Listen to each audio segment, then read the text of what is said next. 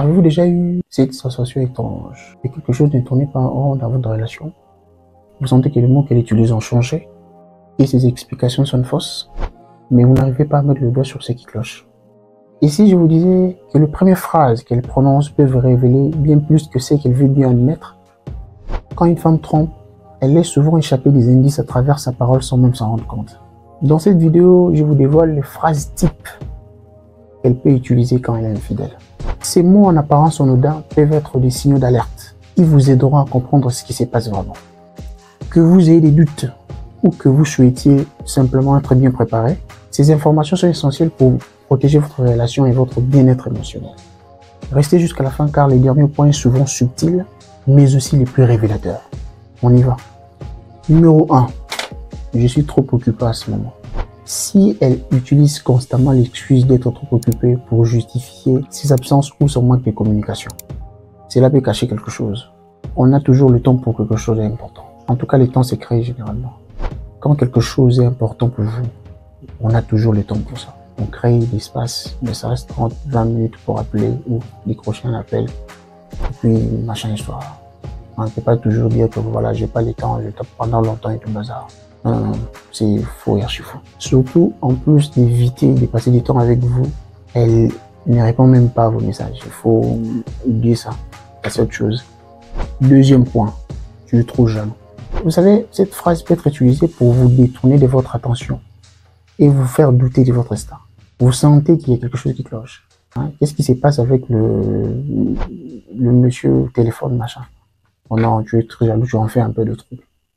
Tu n'en fais pas un peu de trop. Il faut faire confiance à votre intuition, à votre sixième sens, comme elle le dit souvent. Constamment, tu es trop jaloux avec Gérard, avec Robert, ou même avec Giscard, mais bon, plusieurs fois. Par exemple, vous lui posez des questions sur son comportement étrange et elle réagit en disant que vous êtes trop jaloux. Vous en faites un peu de trop. C'est pas que vous êtes trop jaloux. Et elle veut vous faire douter de vous. Et de ces faits, elle vous qualifie de jaloux pour vous embrouiller tout le bazar. Troisième point, on n'a plus de connexion comme avant.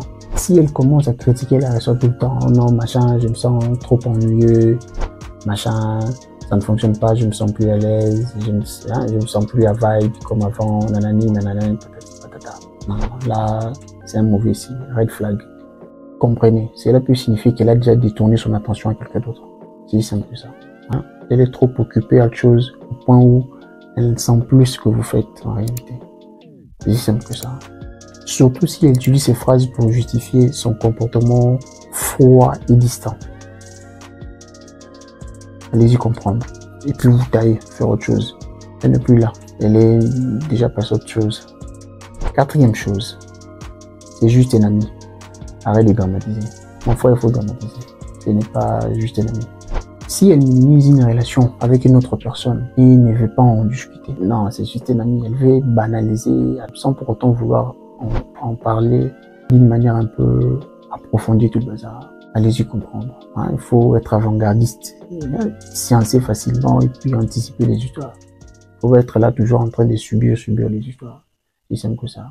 Elle n'est plus là. Elle est déjà partie, elle est ailleurs. Ce n'est pas un ami, c'est ce que vous pensez là.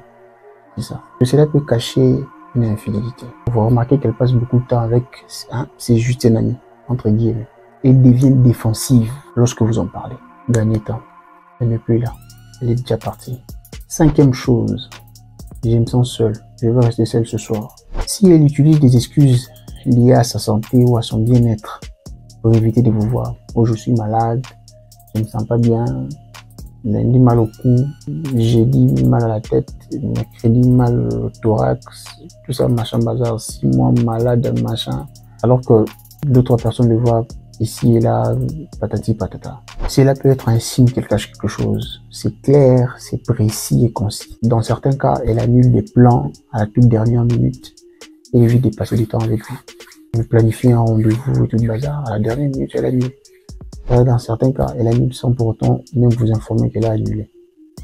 Elle ne vient pas tout ça directement comme ça. C'est à vous maintenant d'appeler pour demander pourquoi tu n'es pas là, voilà. Commence à positionner des justifications à dormir demain. Lundi, la même chose, mardi, mercredi, jeudi, mais oubliez ça. Elle n'est plus là. Faut oublier, faut prendre vos histoires et vous taillez à aller faire quelque chose de constructif ailleurs. Hein? Vous concentrez-vous sur vos objectifs de vie, vos ambitions de vie. Ça, au moins, ça ne vous trahira jamais.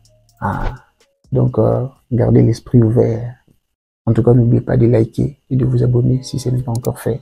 Écrivez-nous sur l'espace commentaire encore. Si ça vous dirait que nous puissions vous refaire encore ce même type de vidéo. Surtout, restez sur vos gardes. Restez éveillés. Je crois en vous. Je sais que vous pouvez le faire. Parce que les gens comme vous le savez, il n'y a pas de... Il n'y en aura jamais. Peace out.